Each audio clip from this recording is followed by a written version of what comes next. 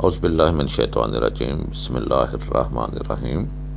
ناظرین اکرام، نور ہدایت دینی تعلیم چینل کی جانب سے آپ سب کو السلام علیکم ورحمۃ اللہ وبرکاتہ۔ میں امید کرتا ہوں کہ اللہ تعالیٰ کے فضل و کرم سے ہم سب خیر و عافیت سے ہوں گے، اور دعا گو ہوں کہ اللہ تعالیٰ ہم سب کو، ہم کو، تمام امت مسلمہ کو، خصوصاً ملک پاکستان کو اپنے حفظ و امان میں رکھے، آمین ثم آمین۔ تو ناظرین، آج جو میں آپ کو بتانے والا ہوں کہ مسجد اللہ تعالیٰ کا گھر ہے، بہت ہی پیارا گھر ہے، امن کی جگہ ہے، عبادت کی جگہ ہے۔ تو مسجد بنانا بھی ثواب، مسجد میں جانا بھی ثواب، مسجد میں ٹھہرنا بھی ثواب، مسجد میں پڑھنا بھی ثواب، بلکہ مسجد کو دیکھنا بھی ثواب ہے۔ تو اسی موضوع پر آج میں آپ سے بات کرنے والا ہوں۔ اس سے قبل میری آپ سب سے گزارش ہے کہ جنہوں نے ابھی تک اس چینل کو سبسکرائب نہیں کیا وہ فوری اس کو سبسکرائب کر لیں، اور ساتھ گھنٹی کو بھی کلک کر دیں تاکہ میری ہر آنے والی ویڈیو آپ تک بر وقت پہنچتی جائے، اور اس کو شروع سے آخر تک ضرور دیکھیں، پھر ہی آپ کو پتہ چلے گا کہ میں کس مسجد کا ذکر کر رہا ہوں، کہ وہ کون سی مسجد ہے، وہ کہاں ہے۔ تو ناظرین اکرام، اس کو صدقہ جاریہ سمجھ کر اپنے گروپس میں شیئر بھی ضرور کیا کریں، اور لائک بھی کیا کریں، اس کو شروع سے آخر تک ضرور سنا کریں، یہ بہت ضروری ہے، پھر ہی آپ کو پتہ چلے گا۔ تو ذکر ہو رہا تھا مسجد کا۔ اللہ تعالیٰ کا گھر خانہ کعبہ، جو بہت ہی عالی شان والا، بہت ہی اعلیٰ، جس کو دیکھنے سے بھی 20 نیکیوں کا ثواب ملتا ہے۔ تو دوسرا گھر اللہ تعالیٰ کا جو ہمیں مسجد کی صورت میں دیا، جس کو دیکھنے سے، اندر جانے سے، نماز پڑھنے سے جو ہماری عبادت گاہ ہے، جو ہماری امن کی جگہ ہے، وہ ہے مسجد۔ مسجد کو بنانے کے بارے میں اکثر سنا بھی ہے، عالم دین سے بھی پڑھا بھی ہے کہ مسجد جو بنائے گا اللہ رب العزت اس کا ایک گھر، ایک محل جنت میں بنا دے گا۔ تو اسی مسجد کا میں آج ذکر کرنے لگا ہوں۔ اس سے پہلے میں ایک ہندو کی داستان بھی آپ کو سناتا ہوں کہ وہ ہندو نے یہ شور و گل مچایا ہوا تھا کہ ہمارے مندر کئی سالوں سے، صدیوں سے بنے ہوئے ہیں، ہمارے مندر نہ گرتے ہیں، نہ ان کا رنگ اترتا ہے، نہ ان کا کوئی چینجنگ ہوتی ہے، اور مسلمانوں کی مسجدیں ہیں جو ہر سال اس کو رنگ کرتے ہیں، اس کی تعمیر میں لگے رہتے ہیں، یہ آئے روز درانیں پڑی ہوئی ہوتی ہیں، یہ گری ہوئی ہوتی ہیں، یا کیا یہ ناقص اس مٹیریل استعمال کرتے ہیں، لیکن یہ وہ کہتا ہے کہ یہ ناقص مٹیریل بھی استعمال نہیں کرتے، یہ اس لیے گر جاتی ہیں کہ اسلام زیادہ دیر تک رہنے والا مذہب نہیں ہے۔ مذہب تو نہیں ہے ہمارا تو دین ہے، دین اسلام ہے۔ مذہب تو ان لوگوں کے ہیں جو غیر مسلم ہیں، جیسے ہندو مذہب، سکھ مذہب، بدھ مذہب، سنسکرت مذہب۔ ہمارا تو دین ہے، اس کو مذہب ہی نہیں کہنا چاہیے۔ میں نے مذہب بولا ہے، بار بار سوری کرتا ہوں، اللہ معاف کرے، کہ یہ ہمارا دین اسلام ہے۔ تو وہ کہتا تھا کہ یہ دین اسلام جلدی ختم ہونے والا ہے، اس لیے ان کی عبادت گاہیں جلدی خستہ حال ہو جاتی ہیں۔ یہ اس کی دلیل بھی اچھی تھی، دیکھنے والی تھی، قابل غور تھی۔ تو جب اس نے جگہ جگہ ایسے ہی لیکچر دیے، ایسے ہی چرچا کیا، تو ایک اللہ تعالیٰ کا نیک بزرگ آیا، اس نے اس ہندو کو پکڑا اور اس کے مندر کے قریب چلا گیا، جو بہت عالی شان اس کا مندر تھا۔ ہندو کو پکارا کہ یہ آپ کا مندر ہے بہت مضبوط بنا ہوا ہے، بہت آپ نے سریے وغیرہ اس میں ڈالے ہوئے ہیں، بہت ہی اچھا ہے۔ ہماری مسجد ہے جو کبھی کچی اینٹوں کی ہے، اب پکی اینٹوں کی بن گئی ہے، کسی میں سریا ہے کسی میں نہیں ہے۔ تو میں آپ کو قرآن پاک کی فضیلت بتاتا ہوں، قرآن پاک کی طاقت بتاتا ہوں کہ قرآن پاک میں کتنی طاقت ہے۔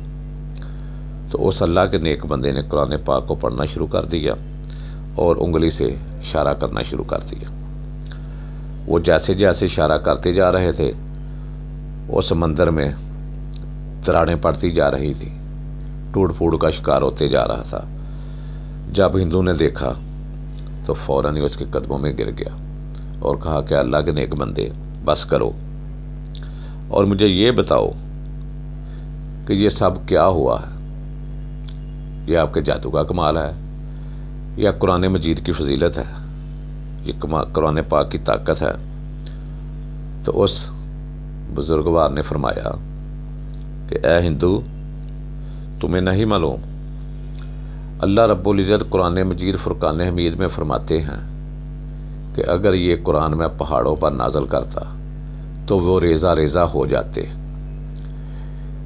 اگر میں یہ قرآن پاک پہاڑوں پر نازل کرتا تو وہ ریزہ ریزہ ہو جاتے۔ آپ کے مندر نے اس کی چند آیتوں کی جھلک بھی برداشت نہیں کی۔ یہ اس مسجد کا کمال ہے، یہ اس مسجد کی طاقت ہے کہ جس میں ہر ٹائم صبح، دوپہر، شام، مغرب، عشاء ہر ٹائم قرآن مجید کی تلاوت ہوتی ہے اور مسجد برداشت کر رہی ہے۔ اس لیے کر رہی ہے کہ یہ قیامت تک رہنے والا دین ہے اور انشاءاللہ یہ پھیلتا جائے گا، کم نہیں ہوگا۔ تو یہ ہے قرآن پاک کی طاقت اور ایک مسجد کی طاقت، ایک مسلمان کی طاقت جو اپنے سینے میں قرآن مجید لیے پھرتا ہے، جو اپنی بغل میں قرآن مجید لیے پھرتا ہے، جو اپنی جیبوں میں قرآن مجید لیے پھرتا ہے۔ یہ اللہ تعالیٰ نے مسلمان کو ہی طاقت دی ہے کہ اس کا بوجھ، اس کا وزن، جو اس کی طاقت ہے وہ ایک مسلمان ہی برداشت کر سکتا ہے، غیر مسلم نہیں کر سکتا۔ تو آج میں جس مسجد کے بارے میں آپ سے گزارش کرنے والا ہوں، اس مسجد کو کیوں مسمار کروایا گیا؟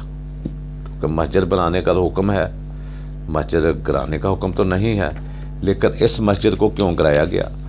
صرف گرایا ہی نہیں گیا، اس کو آگ بھی لگائی گئی۔ وہ مسجد میرے محترم ناظرین، اس مسجد کا نام تھا مسجد زرار۔ وہ مسجد منافقوں نے مسلمانوں میں پھوٹ ڈالنے کے لیے سب سے پہلی جو مسجد قباء بنائی گئی تھی اس کے مقابلے میں یہ مسجد تعمیر کی تھی، جو در حقیقت منافقین کی سازشوں کا ایک زبردست اڈا بنا تھا، اس لیے انہوں نے بنایا تھا۔ ابو عامر راہب جو انصار میں سے عیسائی ہو گیا تھا، جس کا نام حضور محترم صلی اللہ علیہ وآلہ وسلم نے ابو عامر فاسق رکھا ہوا تھا، اس نے منافقین سے کہا کہ تم لوگ خفیہ طریقے پر جنگ کی تیاری کرتے رہو اور میں قصر روم کے پاس جا کر وہاں سے فوجیں لاتا ہوں تاکہ اس ملک سے اسلام کو نام و نشان مٹا دیا جائے۔ چنانچہ اس مسجد میں بیٹھ کر اسلام کے خلاف منافقین میٹنگ کرنے لگے اور اسلام کے بانی حضرت محمد صلی اللہ علیہ وسلم کا توبہ نعوذ باللہ خاتمہ کرنے کی تدبیریں کرنے لگے۔ جب حضور اکرم صلی اللہ علیہ وآلہ وسلم جنگ تبوک کے لیے روانہ ہونے لگے تو منافقوں کا ایک گروہ آیا اور محض مسلمانوں کو دھوکہ دینے کے لیے بارگاہ اقدس میں یہ درخواست پیش کی کہ یا رسول اللہ صلی اللہ علیہ وآلہ وسلم، ہم نے بیماروں اور معذوروں کے لیے ایک مسجد بنائی ہے، آپ چل کر ایک مرتبہ اس مسجد میں نماز پڑھا دیں تاکہ ہماری یہ مسجد خدا کی بارگاہ میں مقبول ہو جائے۔ آپ نے جواب دیا، اس وقت تو میں جہاد کے لیے گھر سے نکل چکا ہوں، لہٰذا اس وقت تو مجھے اتنا موقع نہیں ہے۔ منافقین نے بہت اصرار کیا، مگر آپ نے ان کی مسجد میں قدم نہیں رکھا۔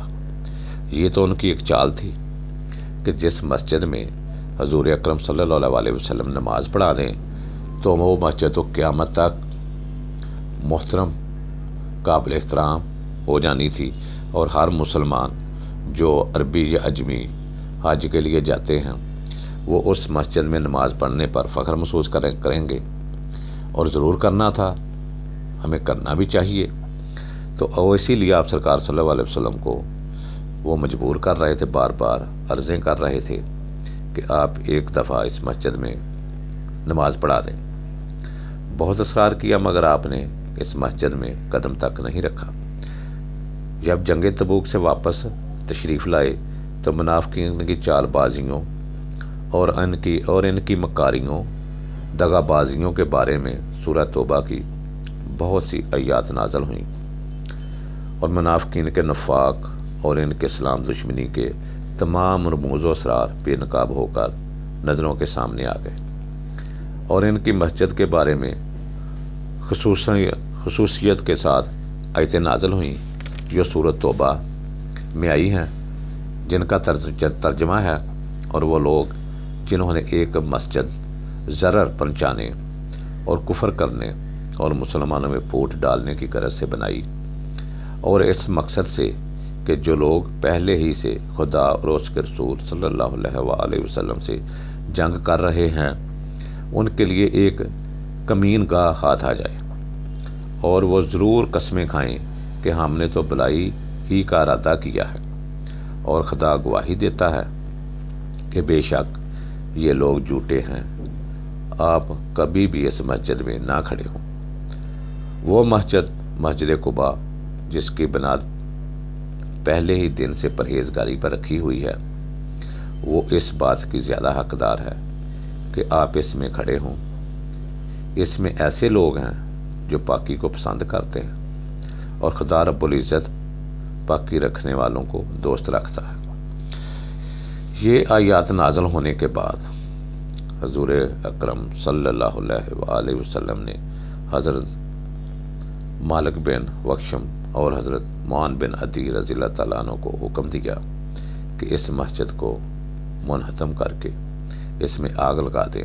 زرقانی جلد نمبر 3 صفحہ نمبر 80۔ تو ناظرین کرام، دونوں صحابہ کرام نے جا کر اس مسجد کو گرا دیا اور مسجد کو آگ لگا کر جلا دیا۔ تو ایسے منافق لوگ بھی آئے ہیں جنہوں نے ایسی تدبیریں کی ہیں، کیسے قلعے بنائے ہیں کہ کس طریقے سے اسلام کو نقصان پہنچایا جائے، مگر دین اسلام جو اللہ تعالیٰ کا پسندیدہ دین ہے، میرے پیارے محبوب اعظم محمد صلی اللہ علیہ وسلم کا پسندیدہ دین ہے، یہ کبھی بھی ختم نہیں ہوگا انشاءاللہ۔ مشرکین، منافقین جو بھی کریں، میرے آقا حضرت محمد صلی اللہ علیہ وسلم کی شان میں کبھی بھی کوئی رائی برابر کمی نہیں آ سکتی، بلکہ وہ بڑھتی ہی جائے گی۔ ان کی شان، عزت، احترام اب دنیا کے کونے کونے میں پہنچ چکا ہے، اور دنیا میں بہت زیادہ غیر مسلمان ہو رہے ہیں۔ یہ میرے اللہ رب العزت کی شان ہے، جس نے قرآن مجید میں فرمایا ہے کہ اے میرے محبوب صلی اللہ علیہ وسلم، تم دین نہیں کسی کو دے سکتے، وہ آپ کو کتنا ہی پیارا نہ ہو، تم کسی کو مسلمان نہیں کر سکتے، وہ آپ کو کتنا ہی عزیز ہو، وہی ہوگا جس کو میں چاہوں گا۔ یہ میرے رب العزت کی شان ہے۔ اسلام قبول نہیں، انسان اسلام کو قبول نہیں کرتا، اسلام قبول کرتا ہے۔ جب اسلام قبول کر لیتا ہے تو حضرت عمر جیسے لوگ بھی اسلام میں داخل ہو جاتے ہیں۔ اگر انسان قبول کرتا تو ابو لہب جیسے کافر نہ جاتے۔ اس لیے میری آپ سب سے گزارش ہے کہ ہر وقت اللہ رب العزت سے ہدایت کی دعا کیا کرے کہ اے رب العزت ہمیں ہدایت دے دے، ہدایت دے دے، ہمیں ہدایت دے دے۔ تو اس کے ساتھ ہی میں اجازت چاہتا ہوں۔ والآخر دعوانا الحمدللہ رب العالمین۔ السلام علیکم ورحمۃ اللہ وبرکاتہ۔